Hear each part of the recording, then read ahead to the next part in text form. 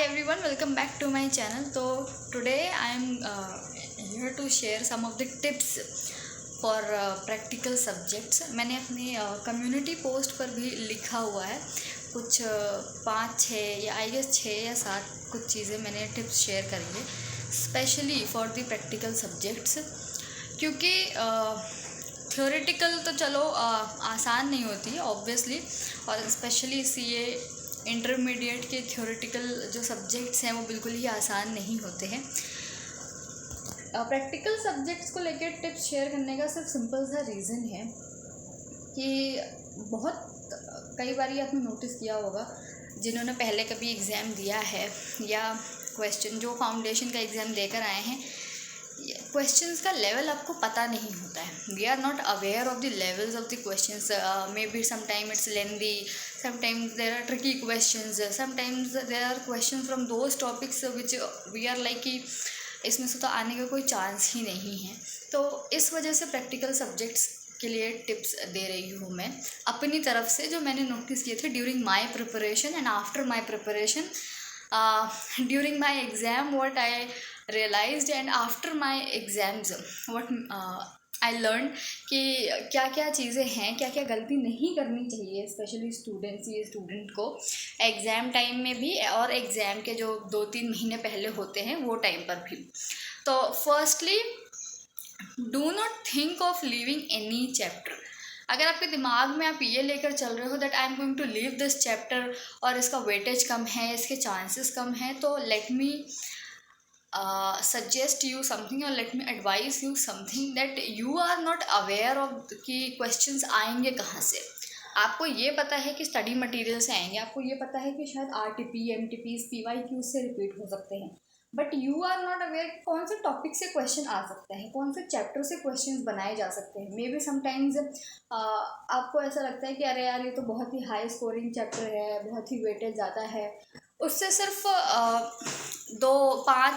2-3 number के questions पूछ लिए जाते हैं।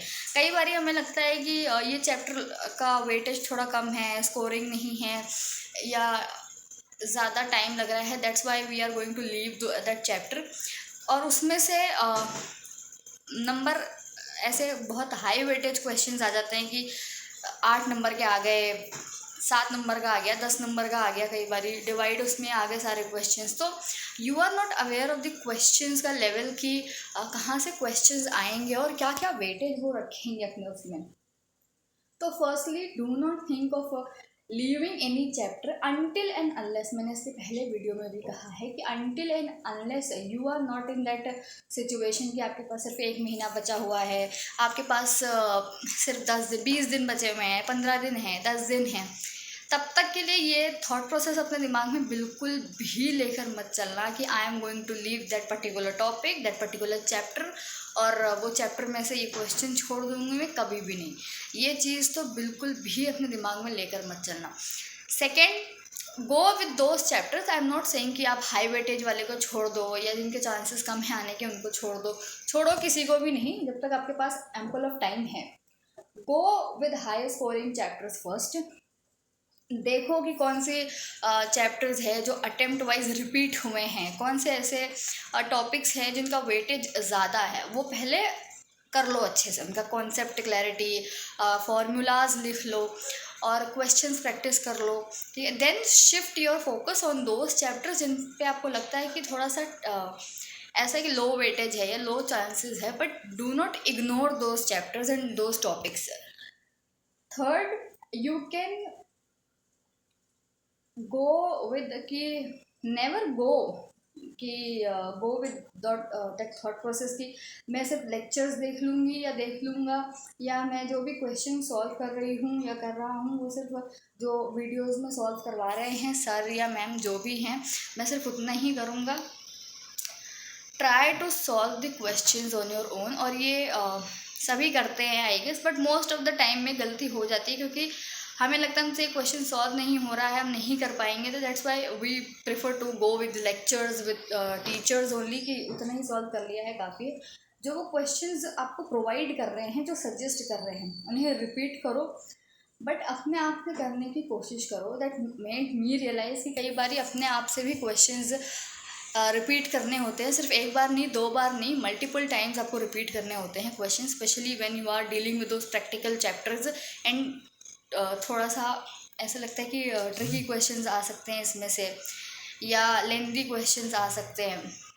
तो स्ट्रेट फॉरवर्ड क्वेश्चंस भी आ सकते हैं, बट वो थोड़ा कम चांसेस होती है। तो try to solve the tricky questions, that lengthy questions with your own, तभी आपको पता लगेगा कि कौन से फॉर्मूलाज, कौन से कॉन्सेप्ट यहाँ लगेंगे। Until and unless you will not able to solve in the exam hall also, क्योंकि आपको सिर्फ उतना ही पता होगा जितना आपने टीचर्स के साथ या यूट्यूब लेक्चर्स पे आपने सॉल्व किए हैं, उससे ज़्यादा आपको पता नहीं लगेगा। जो भी वो PDF या क्वेश्चंस प्रोवाइड कर रहे हैं उनको भी एटलीस्ट 3 to 4 टाइम्स तो ज़रूर सॉल्व करो। रिवीजन जब आप कर रहे हो तब आप उसको सॉल्व करो, it will help you. This is my personal suggestion and advice also for practical topics, क्योंकि बहुत ज़्यादा ज़रूरी होता है ये चीज़। 4th के लिए, do not go with covering whole syllabus at one point of time. ऐसा नहीं है कि अगर आपने कॉस्ट पढ़ना शुरू किया तो आपने कहा कि नहीं मैं तो कॉस्ट ही आज ख़त्म करके बैठूंगी। भाई उसमें चैप्टर्स बहुत ज़्यादा हैं, प्रैक्टिकल हो या थ्योरेटिकल हो चैप्टर्स होते हैं। IAS SM को छोड़कर मोस्टली सब में चैप्टर्स बहुत ज़्यादा हैं, और टॉपिक वाइज वेटेज भी सबकी ज़्यादा है, और या तो कहीं ना कहीं हाई लो के उसमें हैं। But if you are going with the mindset कि I am going to cover this whole subject and whole syllabus at in one day, you are going with the wrong mindset. ये तो कभी भी मत करना। just go with a step by step. First cover those chapters which carry high weightage, high marks, high scoring.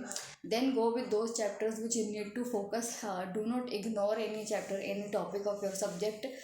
Then practice, revise it, but do not try to cover whole syllabus at sitting like कि नहीं मैं तो आज ही सारी चीज़ें कर लूँगी। That's not the correct strategy and planning for any of the subject or any of the exams. आपके माइंड में जो खिचड़ी पकेगी ना, कोई भी उस खिचड़ी को या पजल को सॉल्व नहीं कर सकता है, फिर आप खुद भी नहीं कर सकते हो। तो take step by step, go one by one, ठीक है ना, धीरे धीरे करके करो अगर आपके पास टाइम है। अगर आपके पास टाइम नहीं है तो go with 1 or 2 chapters of each subject every day and revise it. Then again go with 1 and 2 chapters every day.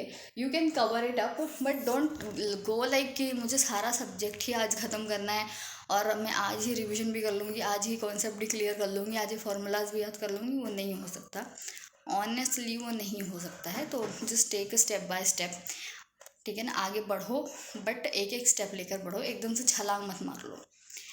Next, if you are getting stuck in any of the topic or any of the chapter, or I can say if you are getting stuck in any of the questions of your particular topic, just mark it at that point of time and leave that topic or that question for some time. Go with those questions which you are able to solve at one click, which whenever you are seeing that question you are like कि ये formula लगेगा, ये concept लगेगा, that solve those questions first.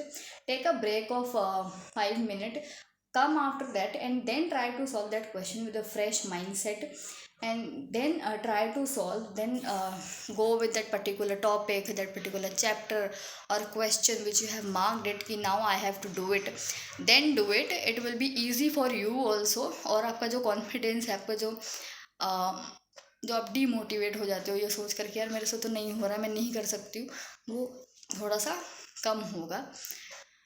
ये ज़रूरी भी है, क्योंकि अगर आप वही एक क्वेश्चन, वही एक टॉपिक, एक पर्टिकुलर चैप्टर लिए बैठे रहोगे तो आई गेस जो आपको आ रहा है या जो इजी है कहीं ना कहीं वो भी आप मिस कर जाओगे।